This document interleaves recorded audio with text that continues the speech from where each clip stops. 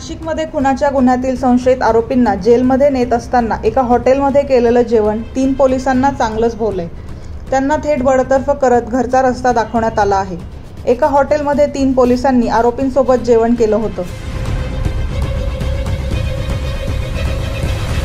Police सूत्रांच्या माहितीनुसार शनिवार 17 मे रोजी एका खुनाच्या गुन्ह्यातील संशयित आरोपी प्रफुल्ल पाटील आणि कुंदल घडे यांना न्यायालयीन कामकाजासाठी जेलमधून न्यायालयात आणण्यात आले होते.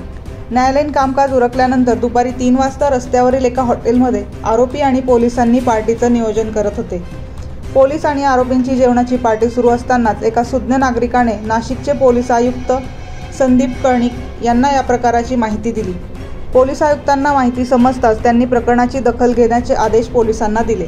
खुद्द पोलिसांनी हॉटेलमध्ये जात आरोपींसोबत पोलीस कर्मचारी जेवण करत असल्याची खातरजमा केली. यावेळी पोलिसांनी छापा टाकला असता पोलीस अंमलदार संशयित आरोपींसोबत जेवण करत असताना आढळून आले. त्यानंतर पोलीस आयुक्त संदीप कर्णिक यांनी या तिघांना थेट बडतर्फ केले आहे.